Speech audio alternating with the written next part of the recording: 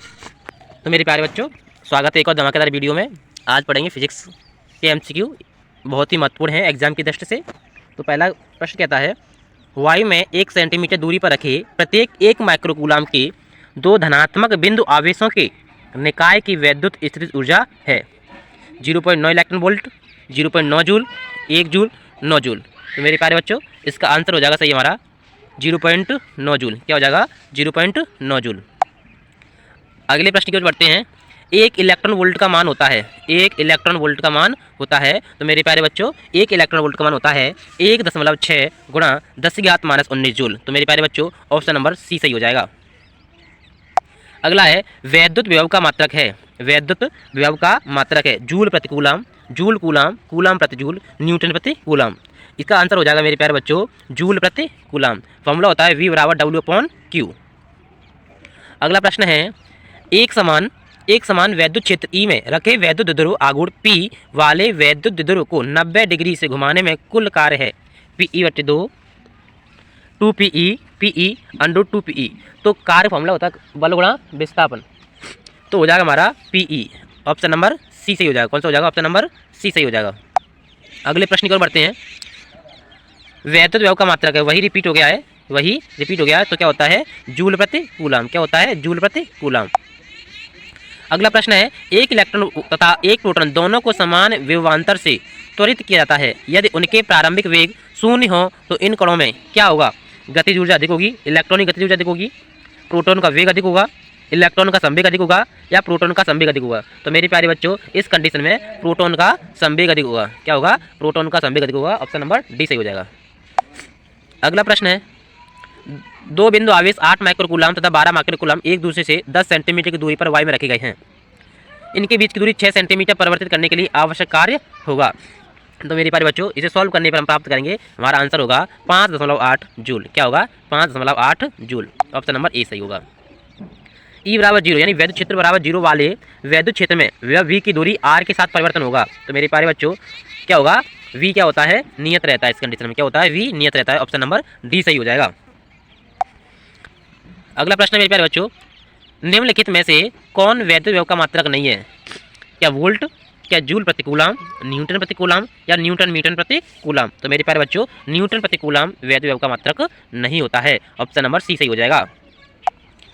अगला प्रश्न है हमारा, एक 5 सेंटीमीटर त्रिज्या वाले धातु की खोखली गोली सतह को इस प्रकार आवेशित किया जाता है कि इसके तल पर 10 वोल्ट का विभव हो। तो केंद्र विभव होगा 0 वोल्ट, 10 वोल्ट, वही विभव जो तल से 5 सेंटीमीटर की दूरी पर है, वही विभव जो तल से 25 सेंटीमीटर की दूरी पर है। तो मेरे प्यारे बच्चों, क्या हो जाएगा? 10 वोल्ट हो जाएगा। क्या हो जाएगा? 10 वोल्ट। ऑप्शन नंबर बी सही हो जाएगा।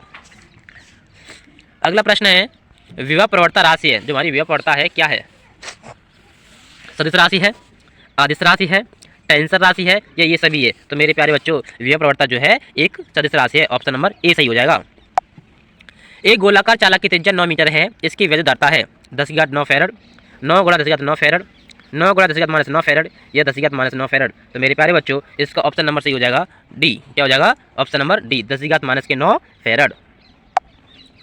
अगला प्रश्न कहता है मेरे प्यारे बच्चों, 2 गोलीय चालक A1 तथा A2 और उनकी त्रिज्या क्रमशः R1 तथा R2 हैं। चालक A1 व A2 पर क्रमशः Q1 तथा Q2 आवेश हैं। चित्र के अनुसार चालकों को हवा में एक तांबे के तार द्वारा जोड़ा जाता है। इस निकाय की कुल धारिता होगी। तो मेरे प्यारे बच्चों, इस निकाय की कुल धारिता होगी 4πε0 R1 + R2। Option number B हो जाएगा सही।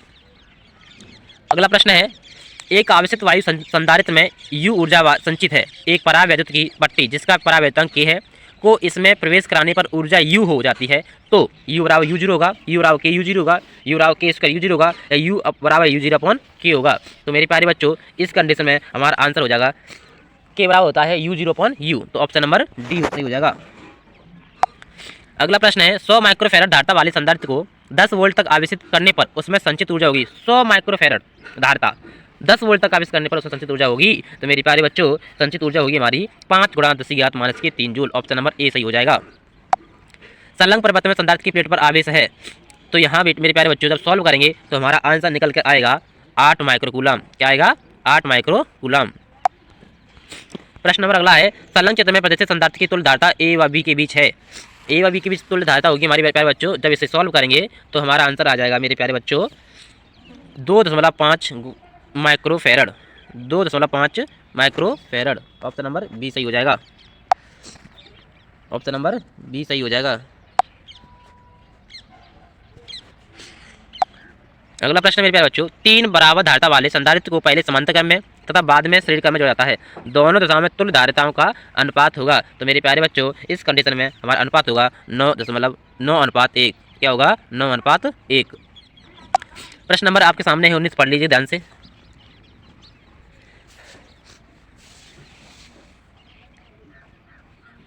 इसका फिगर ये बना हुआ है, तो इस कंडीशन में हमारा आंसर सही हो जाएगा ऑप्शन नंबर सी। अगर आपको वीडियो अच्छी लगी हो तो सेशन को लाइक कीजिएगा, अपने दोस्तों को भी शेयर कीजिएगा, सब्सक्राइब जरूर कीजिएगा। धन्यवाद।